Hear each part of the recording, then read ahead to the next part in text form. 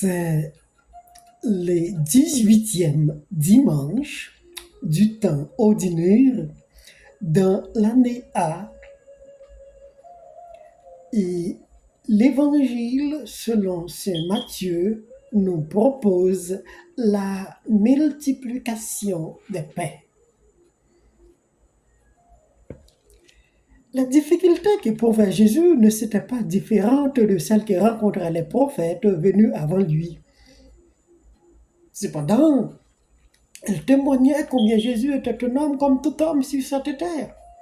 Donc, rien ne devait lui être inconnu puisqu'il connaîtrait le destin de l'homme sur terre. Et d'ailleurs, c'est pour cela qu'il était venu. Étant donné que la faim sur terre est l'une des premières difficultés que l'homme faisait face, voilà pourquoi la multiplication des pains serait apparue comme l'une des premières actions que posèrent Jésus en signe de vouloir mettre fin à cette calamité qui dure trop. Ce qu'il ne faut pas oublier, si Matthieu faisait faire Jésus une multiplication des pains, Jean lui avait déjà fait faire une multiplication de vin, l'eau tournée en vin, premier signe de son ministère, selon l'évangile de Jean. Donc Jésus serait totalement une personne écarustillée. La multiplication des pains est commune aux 4 évangélistes. La différence, c'était la qualité d'eau, du moins la quantité d'eau qui s'était transformée en vin à Cana en Galilée et la quantité de pain distribué dans le désert en Galilée. D'abord, c'est une Eucharistie. C'est une action de grâce, c'est une fraction de pain, c'est une nouvelle convocation terrestre pour l'homme autour d'une table en attendant la convocation finale à laquelle tout homme serait convoqué. Et aussi, elle témoigne combien Jésus n'avait pas le droit de fuir sa responsabilité devant les tourments de ce monde, comme le nouveau Moïse dans le désert. Venir pour des hommes qui sont dans le besoin, donc la parole ne sera pas suffisante pour les convaincre. Il fallait aussi poser des actes concrets pour les faire voir que Dieu n'existe pas dans l'imaginaire. Jésus aurait beau avoir des plans personnels pour établir son ministère, mais aussi celui de la foule doit lui concerner d'abord. Et devant les besoins immenses que connaissait cette foule, il faudrait en faire quelque chose, si ce n'était fait que ce que l'on pouvait. Poser un geste palpable devant ces gens qui espéraient en aller mieux, c'était tout ce qu'elle nécessitait. L'homme ne vit pas seulement de pain, mais il doit d'abord trouver le pain pour qu'ensuite lui prescrire d'autres aliments pour son bien-être. Le texte de l'Évangile commence par dire que les entrailles de Jésus lui faisaient mal, de par la façon qu'il avait la foule. Il a une entraille de mer. Bien qu'il ne fût pas un magicien pour résoudre tous les problèmes avec une baguette magique, mais la confiance qu'il plaçait en Dieu lui aiderait à saisir la responsabilité qui était sienne. Car avoir pitié, c'est l'attitude d'un Dieu. Ils entamèrent un service de guérison pour ceux qui souffraient d'infirmité, pour les faire admettre de la société et ensuite leur donner à manger. Contexte géopolitique du temps et du lieu où Jésus a vécu lui ont toujours remis dans une situation d'instabilité. Et cela ne date pas d'hier. Jésus ne faisait qu'entrer là-dedans lui-même pour échapper aux colères de ces gens, faisait face à des impondérables durant toute leur histoire.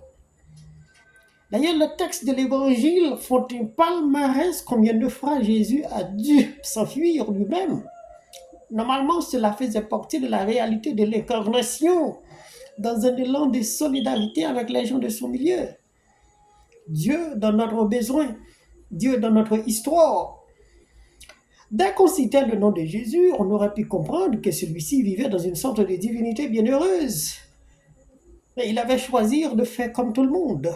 À cela, bien des fois, il allait se cacher dans le désert ou ailleurs pour s'épargner des tumultes qu'il connaissait l'époque.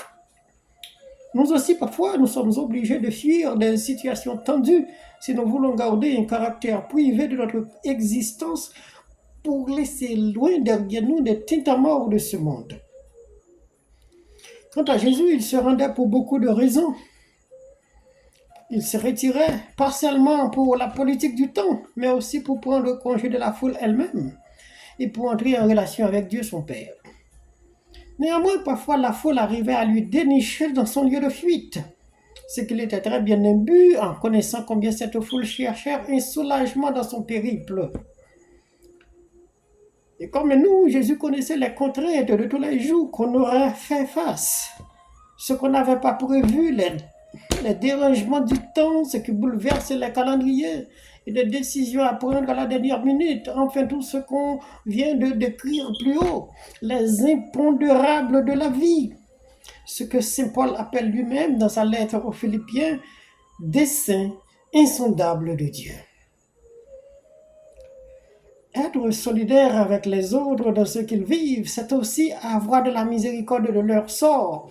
Et c'est Saint Jean qui décrive mieux que tout autre dans son évangile cette compassion. Jésus pleura. Dans le cas de la disparition de Lazare et la peine qu'éprouvaient ses sœurs Marthe et Marie.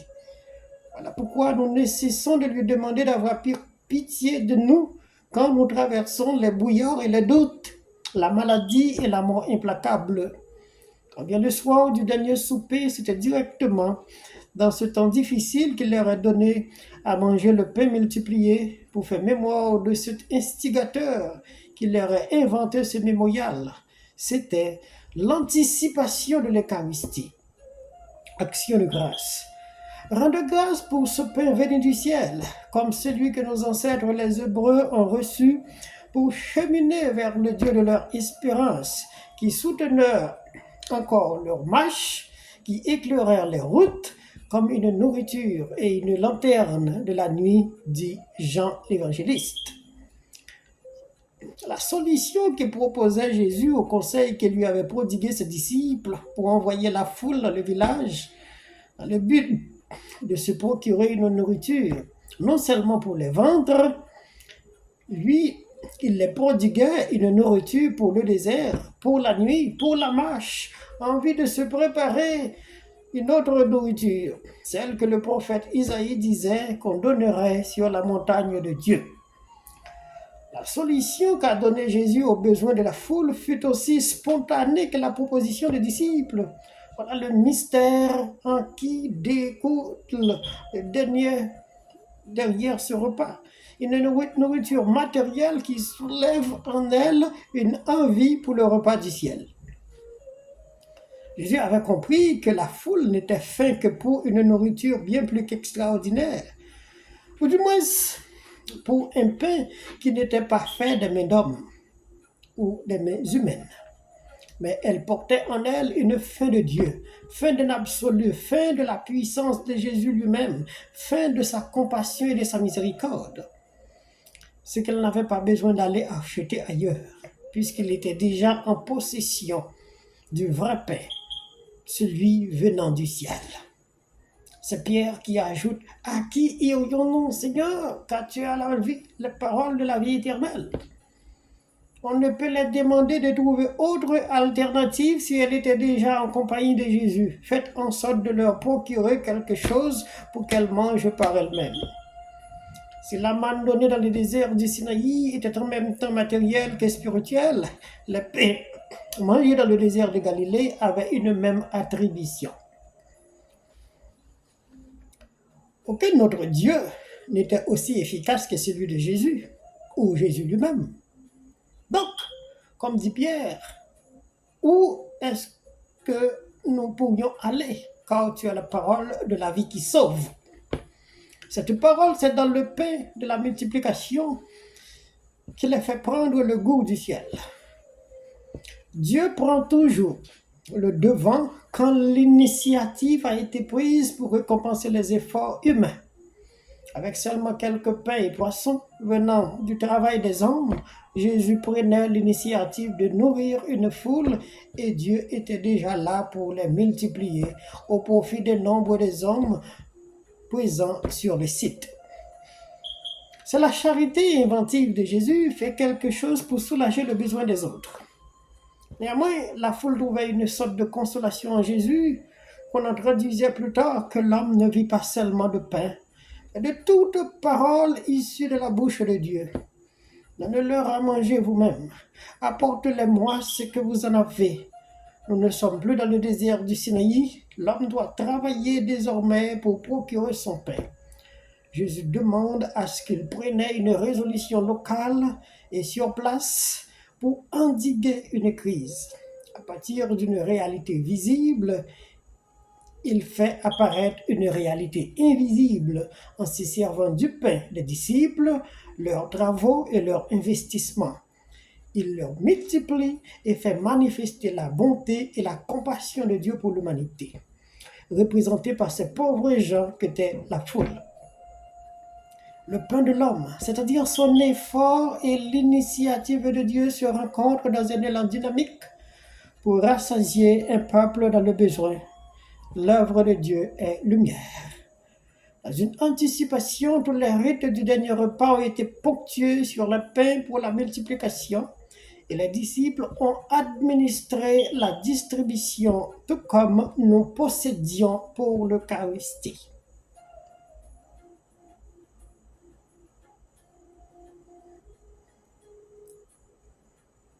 Bon dimanche.